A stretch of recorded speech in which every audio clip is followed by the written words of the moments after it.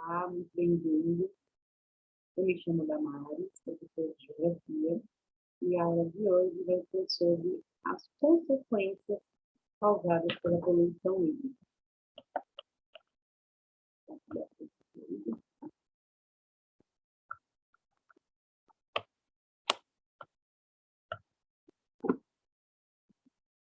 Bom, vamos lá, né? Vamos analisar as consequências da poluição química, ou da poluição química, as consequências da poluição hídrica. Bom, a física já ensinou para a gente que toda ação gera uma reação. Na nossa vida cotidiana, a gente também consegue perceber isso de várias formas. Mas a curto ou a longo prazo, toda ação vai gerar uma consequência. A poluição causada pelos seres humanos gera consequências nocivas para o meio ambiente e todos os seus habitantes. Na aula anterior, a gente abordou as formas variadas de poluição da água, né? A gente abordou a criatividade humana para fazer a poluição da água. E hoje a gente vai analisar as consequências dessa poluição para o meio ambiente e também para todos os seres que fazem uso da água, né? Ou seja, todos os seres.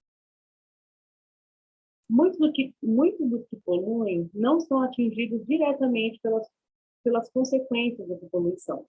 Afinal, a água, mesmo com todas as dificuldades impostas por nós, retificação de rios, assoreamento de rios e tudo mais, a água está sempre em movimento. Então, o que é descartado aqui vai para outro lugar, atingindo de imediato outras partes do meio ambiente, outros animais e outras pessoas.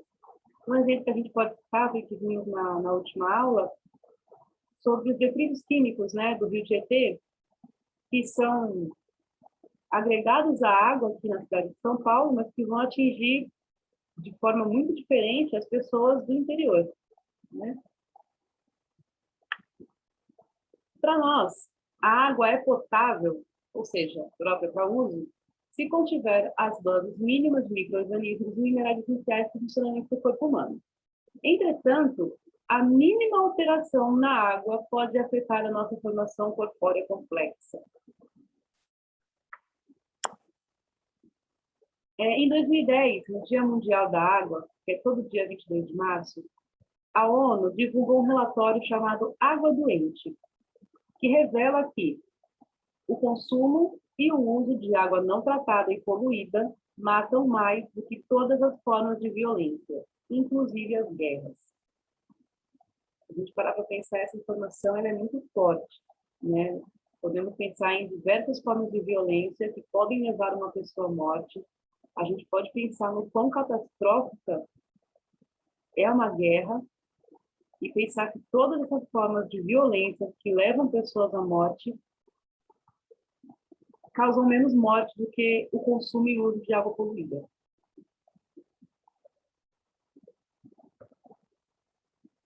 E isso falando só de vidas humanas, né? Falando somente da água não tratada, somente da poluição, basicamente, que a gente não vê, né? A gente vê, por exemplo, um plástico boiando na água, a gente consegue ir lá e tirar, mas tem seres que não têm esse discernimento. Segundo o Programa Ambiental das Nações Unidas, o PNUMA, 100 mil animais marinhos são mortos por ano devido a 8 milhões de toneladas de plástico que vão parar nos oceanos no mesmo período. Então, por ano, morrem 100 mil animais devido a 8 milhões de toneladas de plástico que vão parar nos oceanos. Na aula de hoje, a gente vai focar nesses dois grupos, né, nos seres humanos e nos animais marinhos, e nas consequências que acarretam esses dois grupos. No caso dos seres humanos, a poluição biológica, né? E no caso dos animais marinhos, a gente vai analisar a poluição sedimentar, mas focando no plástico. A gente não vai falar de todas as formas de lixo sedimentar que vão parar nos oceanos, a gente vai falar do plástico, que é o que, né, matam 100 mil animais, somente o plástico. A gente não está falando das tartarugas que têm tumores, a gente não está falando de formas químicas, né, que atingem esses animais. A gente vai falar apenas da forma como o plástico atinge. Além disso, né, a ONU, a UPNUMA, na verdade, ele afirma que se a poluição continuar seguindo o mesmo ritmo atual, em 2050 poderão haver mais plástico do que peixes no oceano. A gente está falando aí de uma janela de 29 anos, a partir da data de hoje, né? A gente está no ano de 2021, daqui para 2050 são 29 anos. Em 29 anos, o número de plástico no oceano vai ser maior que o número de peixes. Se a gente parar para pensar na quantidade de peixe que tem no oceano, haja plástico. A gente tem que repensar bastante, né, o consumo desse tipo e o descarte, principalmente. Bom, como eu falei anteriormente, a gente vai abordar, então, as consequências da poluição para esses dois grupos. Vamos começar com os ecossistemas aquáticos. O que é um ecossistema? É uma comunidade que divide o meio, né? Consegue dividir o meio ambiente ali específico entre si. Os ecossistemas, eles podem ser aquáticos e podem ser terrestres. Aí, entre os terrestres, eles se dividem em vários. Os aquáticos também. Nós temos os de água doce, de água salgada, mas vamos falar deles no geral. Os ecossistemas aquáticos abrangem ecossistemas de água doce, né, que são os rios, lagos, lagoas, geleiras e lençóis freáticos, e também os ecossistemas marítimos e costeiros, como manguezais, restingas, mares e oceanos. Abrangem vastas e diversificadas formas de vida que correm perigo constante devido à poluição. O plástico é um material que fere, mutila e leva milhões de animais à morte. Bom, aqui eu vou contar um pouquinho de como surgiu o plástico, para a gente poder entender um pouco mais sobre ele, né? Quanto mais a gente conhece, melhor. O plástico, como a gente conhece, ele surgiu há pouco mais de 100 anos. Ele nasceu em 1907. O plástico ele tem precisamente 114 anos. Se a gente parar para pensar, o tempo da existência do plástico, comparado ao tempo de existência do planeta, é quase nada. Mas, bom, vamos continuar. Ele foi inventado, né, pelo químico e empresário belga Leo Baekeland. Através de diversos testes químicos, ele conseguiu criar um material que podia ser fundido, né, ele podia ser misturado e também modelado. Por ser resistente ao calor, podendo ser laminado, né, durante as primeiras fases do processo de criação, e ter baixo custo, o que é muito importante para empresários, a baquelite, como ficou conhecida na época, era conhecida como o material dos mil usos. Podia-se fazer desde rádios a brinquedos, bijuterias a telefones e de máquinas fotográficas a bolas de bilhar.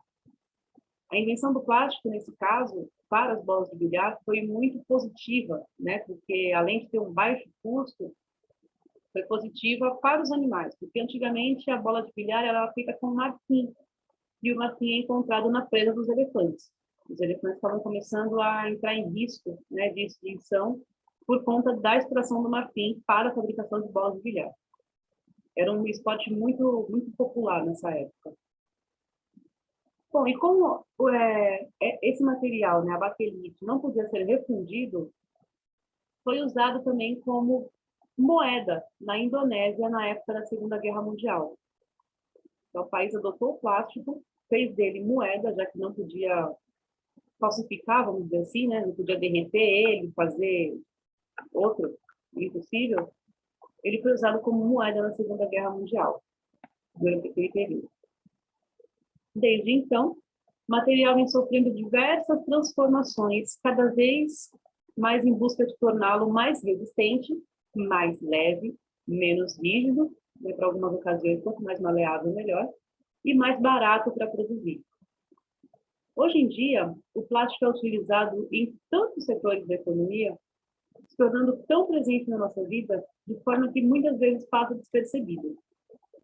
Aqui eu vou propor uma reflexão, né, para a gente poder olhar em volta do ambiente que a gente está e tentar enumerar a quantidade de plástico que há no ambiente que a gente está aqui agora. Pode ser qualquer coisa. Aqui, por exemplo, eu tenho a minha caneta, plástico, a minha garrafinha de água, eu tenho o meu globinho, todo de plástico. Eu tenho a estrutura do meu notebook, eu estou aqui apresentando a aula, todo de plástico. Eu tenho o que está envolvendo, né, os fios, plástico, a capinha do meu celular, o puxador do meu guarda-roupa, o espelho do interruptor, a minha lixeira, detalhe do porta-retrato, o modem da internet, detalhe do meu ventilador. A gente vê plástico em tudo quanto é lugar. Para a gente ter ideia, existe até roupa de plástico, né? O poliéster, ele é composto de plástico. Então, assim, e aqui a última reflexão é como você faria para descartá-lo normalmente? Né? Como você faria para descartar normalmente um guarda-roupa, né, que quebrou? Vamos lá, você montou ele a última vez, está caindo aos pedaços, você precisa descartar ele. A madeira, beleza, você manda para algum lugar, mas e o plástico dos puxadores? Faz o que com isso? Por exemplo, a blusa, né? O meu zíper aqui da blusa é de plástico. É de plástico. Uma pessoa que vai descartar uma roupa, que não tem mais possibilidade de fazer uma doação, por exemplo, ela tem que jogar fora. Você acha que a pessoa vai descosturar todo o zíper da blusa para poder descartar corretamente o plástico? Não. Por exemplo, meu carregador quebrou, aí eu preciso jogar o fio fora. Eu vou lá descartar ele, o plastiquinho. É muito difícil a gente fazer um descarte correto, né? Aqui eu coloquei normal, mas nem tudo que é normal é o ideal ou é o correto. Geralmente ele é o mais popular, né? Por isso que ele torna-se normalizado. O plástico é somente uma das categorias da composição do lixo doméstico e industrial que é descartado incorretamente e chega aos oceanos. E tem diversas coisas no nosso lixo, né? Não somente plástico. E não somente o plástico chega no oceano. Mas voltando ao plástico, as toneladas dele percorrem um longo caminho até chegar ao mar e se acumulam nos oceanos, né? Porque dali não tem mais para onde ir. O plástico não vai sair do planeta e o plástico não vai, sei lá, vai demorar muito, né, para voltar ao planeta. A gente vai chegar nisso mais para frente. Mas, bom, esse acúmulo nos oceanos é formado pelos movimentos das correntes marítimas. As correntes marítimas, elas fazem um formato circular, formando uma espécie de redemoinho. E nesse processo circular, ela vai capturando todo o lixo que estiver boiando ali.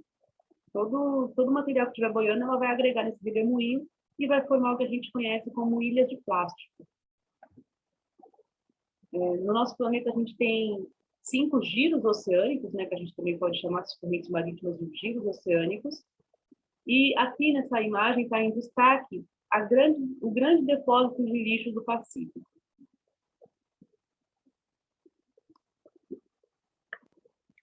Olha essa situação.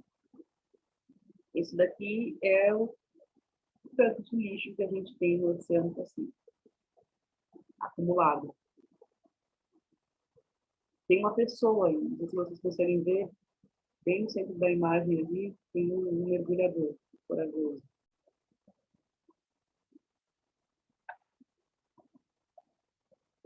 Também tem uma outra imagem mostrando a extensão, né, dessa grande porção de lixo, como é o nome conhecido dela. Essa área ocupada pelo lixo tem basicamente 3 vezes o tamanho da França. É uma área enorme. E a gente está falando de uma. Nós temos 5 giros oceânicos. Se a gente considerar que cada país, né, joga seu lixo no mar ali, e esse lixo é captado por essas correntes, quanto mais de lixo nos oceanos a gente tem? Aqui tem uma imagem detalhando um pouco mais, né, essa ilha de lixo do Pacífico. Eu vou ler aqui com vocês a imagem. Da esquerda para a direita, tá? Ali à esquerda. Os objetos mais antigos datam de 1977. a concentração de plástico aumenta exponencialmente a cada ano. Cerca de 700 espécies são afetadas. Agora, à direita. A ilha tem uma superfície de 1,6 milhões de quilômetros quadrados. 3 vezes o tamanho da França, como eu tinha dito. Corresponde a 80 mil toneladas, né? O equivalente a 500 aviões Jumbo Boeing 747. 500 aviões têm o peso desse bicho. 46% da massa total está formada por redes de pesca, né? Vamos falar disso um pouco mais para frente, mas um dos materiais mais encontrados nos oceanos são os materiais de pesca que são perdidos, né? Pesca industrial e também a pesca doméstica.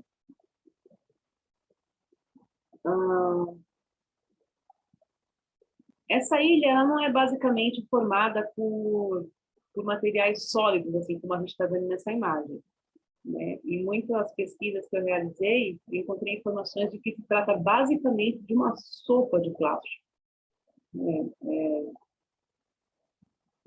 Uma mistura entre um plástico já parecendo um confete. Bom, correspondente ali a 1,8 trilhões de peças de plástico nessa área. À esquerda, de novo. Estima-se que anualmente os plásticos ferem, asfixiam ou afogam 100 mil animais marinhos. 84% desses plásticos contém substâncias tóxicas para os animais marinhos. Além de ser plástico, ele ainda libera substâncias tóxicas. À direita, novamente.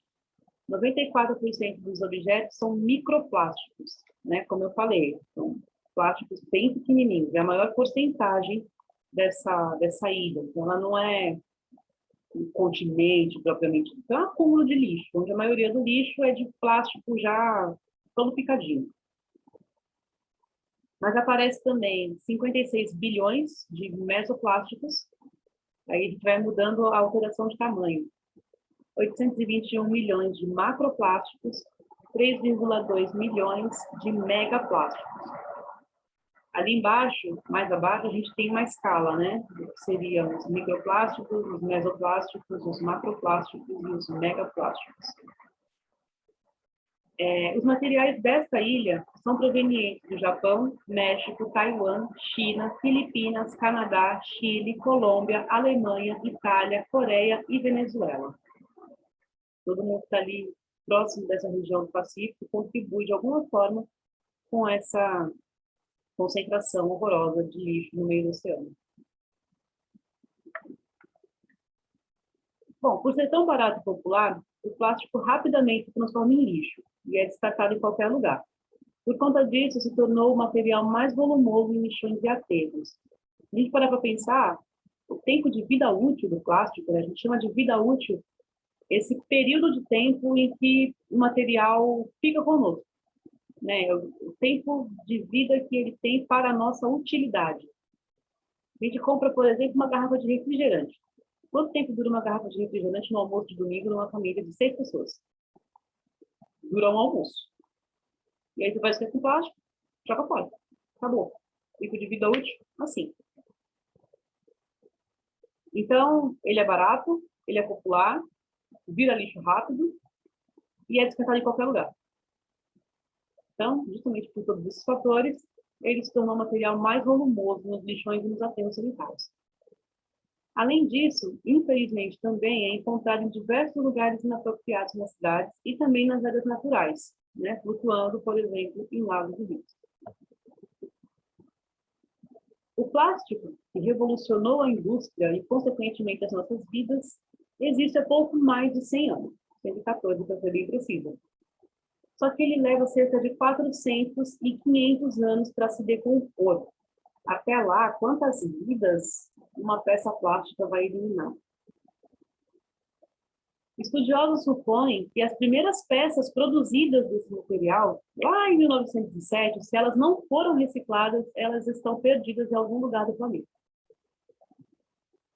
Enquanto isso, os resíduos plásticos que escapam das cidades por redes de esgoto, né? Há também as que são atiradas de plataformas petrolíferas ou navio, se acumulam nos oceanos. E a partir daí, depois que chega, né, um navio, depois que ele elimina o lixo na água, o lixo é de ninguém. Passa a não ter responsabilidade.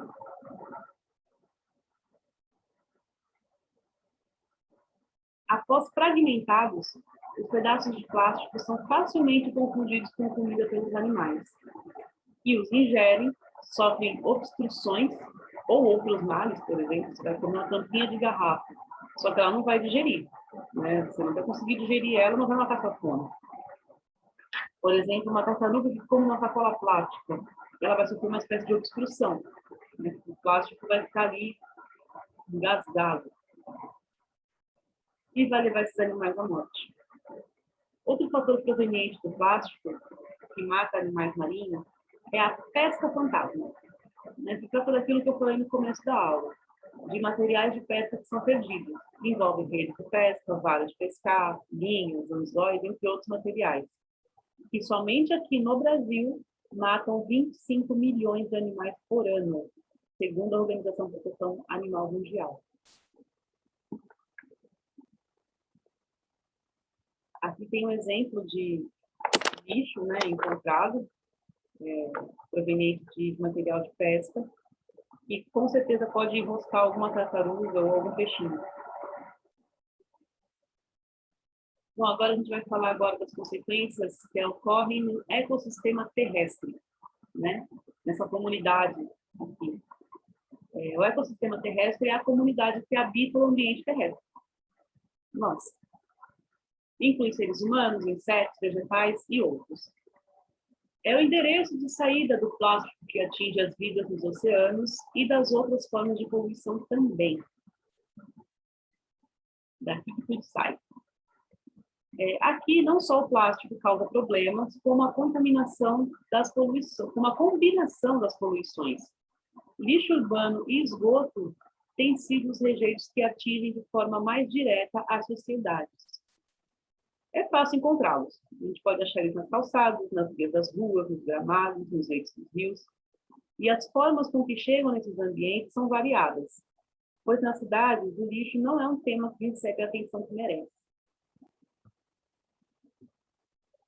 A produção atual do lixo está diretamente ligada ao incentivo do consumo e também ao aumento da população.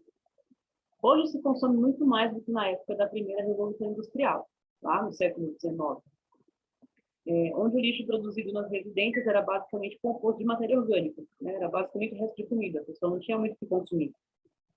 Sendo muito mais fácil de ser descartado e também a população era consideravelmente menor. Então, da época da primeira Revolução Industrial para cá, a população cresceu absurdamente e também cresceu muito o consumo. A gente não come só comida, como era no século XIX, a gente não consome só comida, a gente consome praticamente tudo. E muita coisa vira lixo. Bom, aqui temos uma imagem, né, de lixo no meio urbano.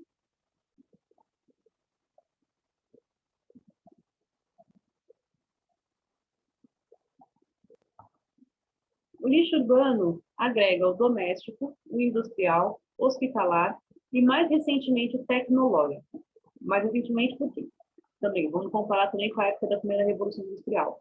A gente não tinha eletrônicos, né? Hoje em dia nós temos, é mais recente.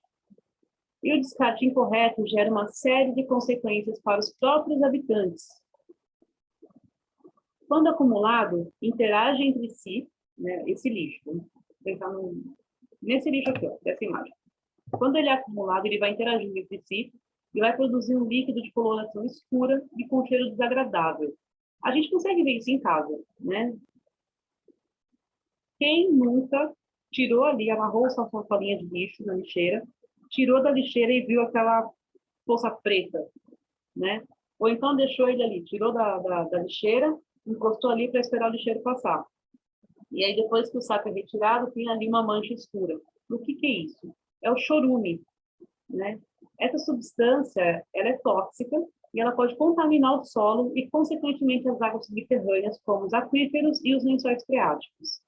A gente consegue ver aqui nessa simulação, né? Na base da imagem ali, na parte inferior, a gente tem a simulação de um lençol freático, na parte superior, a acumulação de lixo, e no centro, né, essa espécie de tentáculos aí entre a terra, é o chorume adentrando o solo, indo em direção à água subterrânea.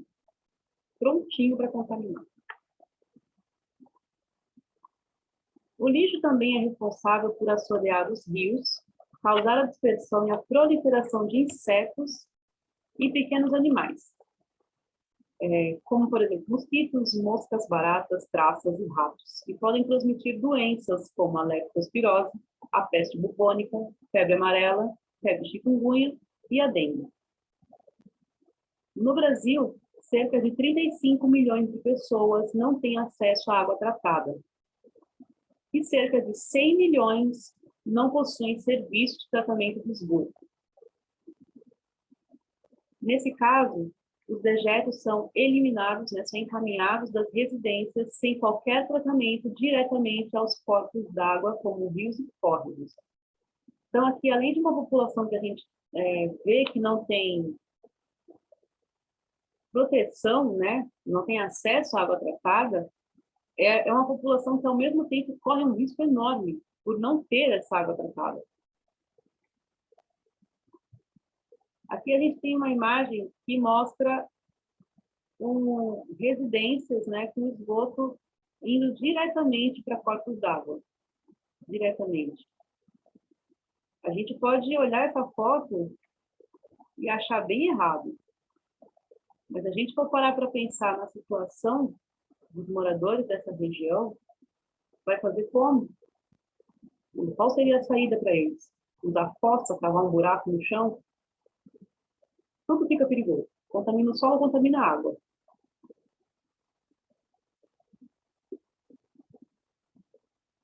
Uma água contaminada pode transmitir uma variedade de doenças causadas por micro-organismos, organismos patológicos, através do contato com a pele, no banho ou pela ingestão.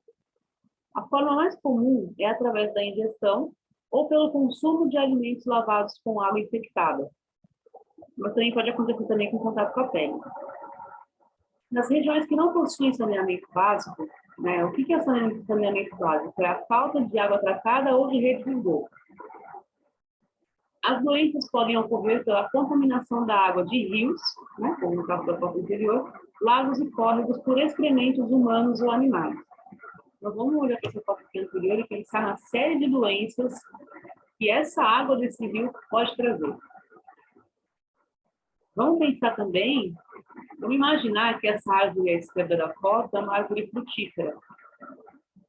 Seria seguro comer o fruto dessa árvore, sendo que a árvore, né, bebeu essa água, vamos dizer assim? É muito arriscado. Entre as várias doenças que são veiculadas pela água, a gente pode citar 3, mas são inúmeras. E só para não avançar muito, né?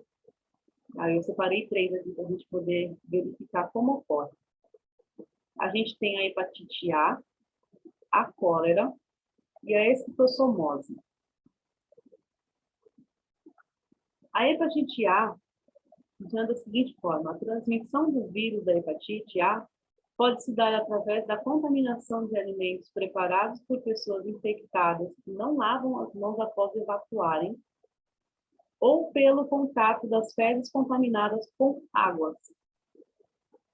No caso, por exemplo, daquele esgoto sendo jogado diretamente, as chances ali de ter hepatite A são imensas. E como todo esgoto vai parar no mar, né, basicamente, as praias, né, e lagos também, e rios que recebem esse esgoto não tratado podem ter suas águas contaminadas com vírus.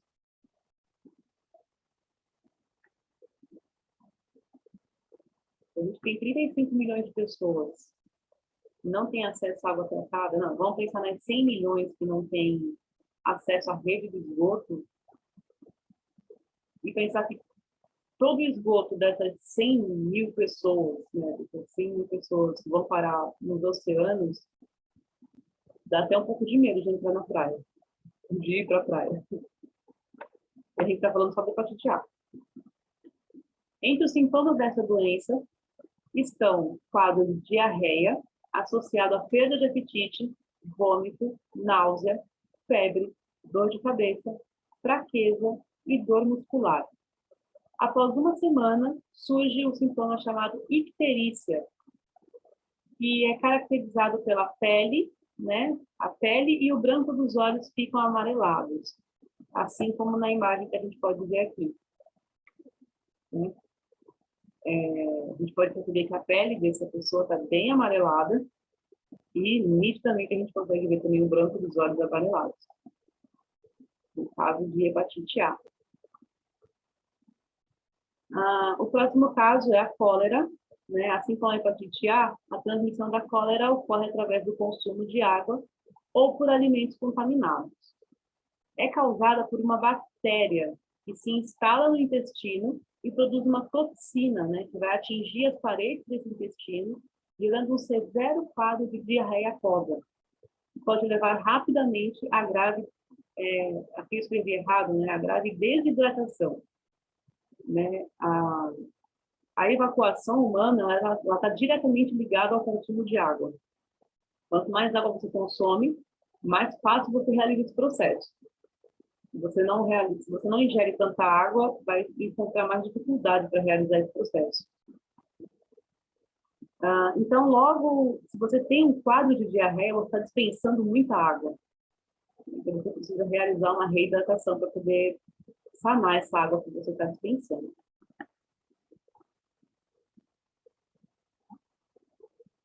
Bom, como ocorre dentro do intestino, né, e não tem nenhum quadro físico assim, externo, eu não consegui achar uma imagem que pudesse demonstrar, né, alguém com essa doença. Bom, a última aqui é a esquistossomose, também conhecida por doença do caramujo ou barriga d'água. A doença é transmitida através do contato com a pele ou por injeção por um parasita, pela água contaminada por fezes povoadas por caramujo. Né? Então, esse parasita, ele hospeda o caramujo, esse caramujo vai ali ter o seu excremento, né? E esse excremento vai estar contaminado. Vai contaminar a água e quem ingerir essa água adquire essa doença. Ela pode causar grave doença do fígado e também do intestino, dando essa aparência aqui, por isso que chama barriga d'água, né? Ela fica enorme, ela causa um inchaço, né? Ela causa uma doença do fígado e também do intestino. E ali abaixo a gente tem os caramujinhos, responsáveis por habitar esse parasita, né? Por agregar, né, esse parasita.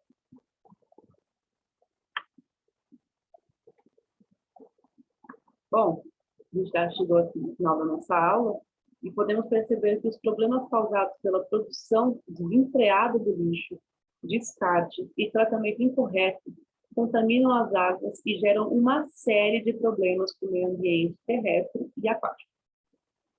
A partir da aula de hoje, é possível realizar uma série de reflexões sobre como lidar com tais efeitos e como fazer nossa parte para diminuir as consequências que liquidam milhões de vidas.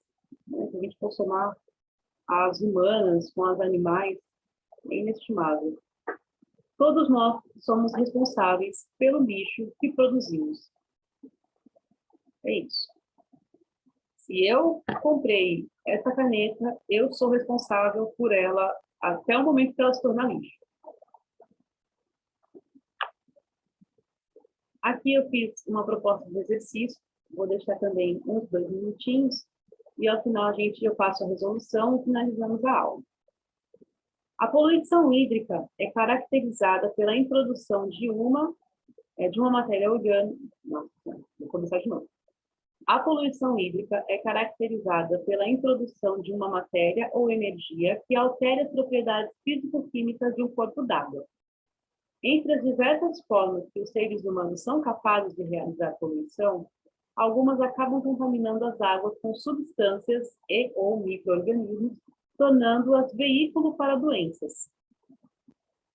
Entre alguns exemplos de doenças de veiculação hídrica, né, doenças que são trazidas, né, pela água, a gente pode citar alternativa A, esquistossomose, B, gripe, C, tuberculose, D, leishmaniose e anemia. Vou deixar aqui uns 2 minutinhos, faço a resolução e a gente finaliza.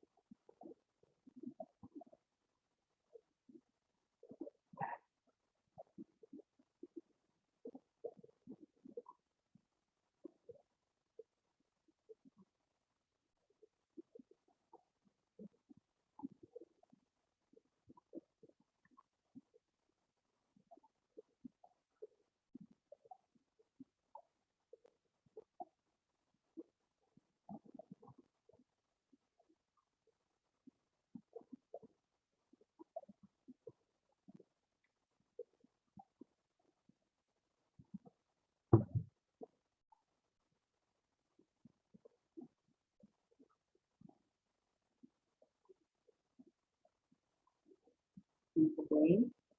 Eu vou passar a resolução agora do exercício. A alternativa correta é a letra A. A esquistossomose, né, a gente acabou de ver no último item da aula, é uma doença causada pela contaminação da água através do contato com animais infectados e fezes, né? Ou urina de humanos contaminados. Certo? Eu espero que essa aula tenha sido produtiva, que você tenha aprendido algum conteúdo, né, assimilado algum conceito, entendido a importância das consequências, né, da poluição, tanto de perigo que traz para a gente. É isso. Vamos fazer a nossa parte. Um dia de cada vez. Bom, muito obrigada e até a próxima.